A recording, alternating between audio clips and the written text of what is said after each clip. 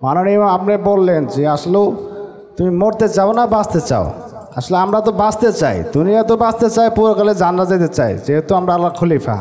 তো আমরা কোন প্রক্রিয়াতে বাঁচতে পারবো? বাঁচতে চাইলে একটা সিদ্ধান্ত নিতে হবে। সিদ্ধান্তটা হলো, আমরা এই ভূখণ্ডের জনগণ আমরা সম্মিলিতভাবে সিদ্ধান্ত নিলাম, এতদিন ধরে আমরা প্র্যাকটিস করেছি, আমরা এই যে রাজনৈতিক তরিকা ব্রিটিশরা আমাদেরকে যেটা শিখিয়ে গেছে তাদের দেখা দেখি। আমেরিকাতে দ্বিদলীয় গণতান্ত্রিক সিস্টেম বলা হয়, যে সেখানে রিপাবলিকান এবং ডেমোক্রেট। ওই ব্রিটেনেও এরকম দ্বিদলীয় পার্লামেন্ট সিস্টেম, ওরা দ্বিকক্ষ বিশিষ্ট পার্লামেন্ট। আমাদের এখানেও এখন দ্বিকক্ষ বিশিষ্ট পার্লামেন্টের প্রস্তাব করা হচ্ছে। তো পশ্চিমা সভ্যতার অনুকরণে আমরা একটা ডেমোক্রেটিক সিস্টেম ফলো করে আসছি।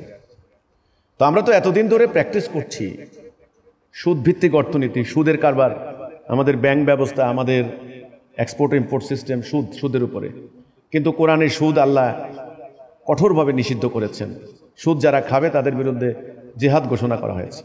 তাহলে এতদিন থেকে আমরা সুদভিত্তিক অর্থনীতি প্র্যাকটিস করেছি, আমরা দেখেছি এর পরিণাম কি।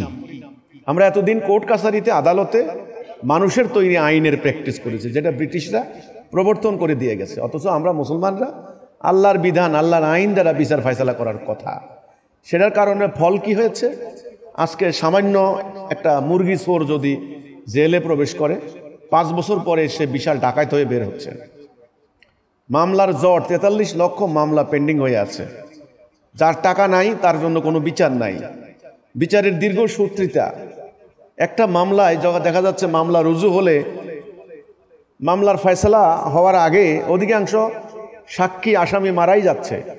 20 বছর 30 বছর পরেও মামলার কোনো ফয়সালা নাই। মামলা করতে গেলে বাদী বিবাদীর পকেট খালি হয়ে যাচ্ছে, নিঃস্ব হয়ে যাচ্ছে। 1 ডিসিম জায়গার জন্য কোর্টে যাচ্ছেন, সে রাস্তার ফকির হয়ে যাচ্ছে মামলা করতে করতে। এই যে বিচার প্রক্রিয়া জটিল, কঠিন, অবিচার, এটা মানুষের তৈরি বিধানের ফল। এখান থেকে বেরিয়ে আসতে হবে। এটা এখন অনেকে অনুধাবন করছেন, রিয়েলাইজ করছেন। মাত্র 7 বছরের কন্যা শিশু ধর্ষিতা হলো, তাকে হত্যা করা হলো, এমন নৃশংস পৈশাচিক ঘটনা দেখে পুরো জাতি বিক্ষোভে ফেটে পড়লো। তারা বলল যে কঠোর শাস্তি দিতে হবে ধর্ষককে। এই যে এখন মধ্যযুগীয় কায়দায় ইট দিয়ে, পাথর দিয়ে থেতলিয়ে মানুষ হত্যা করে ফেলা হচ্ছে, কঠোর বিচার দাবি করছেন, কঠোর দৃষ্টান্তমূলক জনসমক্ষে দাবি করছেন। এটা আমার কথা না, এই লোকগুলা কিন্তু কোনো ইসলামী সংগঠনও করে না, জনগণ। তারা বুঝতে পারছেন চলমান, প্রচলিত, কায়েম থাকা এই প্রক্রিয়ায় জীবন ব্যবস্থা দিয়ে আর আমাদের জীবন চলে না। এটার বিষময় ফল আমরা দেখেছি। এই রাজনৈতিক প্রক্রিয়া দিয়ে আর চলে না। এখানে যারা রাজনীতি করতে যাচ্ছে তারা ডাকাত হচ্ছে, কোটি কোটি টাকা পাচার করে নিয়ে যাচ্ছে। যেখানে 400টা বাড়ি এক একটা এমপির বিদেশে, টাকার কোনো হিসেব নাই। কাজে এখান থেকে বের হতে হবে। এই জন্য আমরা বলেছি বাঁচার, আপনি বললেন বাঁচার উপায় কি? বাঁচার একটা মাত্র উপায়, রাস্তা, সেটা হলো তাড়াতাড়ি অতি দ্রুত এই সিদ্ধান্ত নিতে হবে আমরা মানুষের তৈরি এই ব্যবস্থা মানি না, আল্লাহর দেওয়া ব্যবস্থা প্রবর্তন করতে হবে।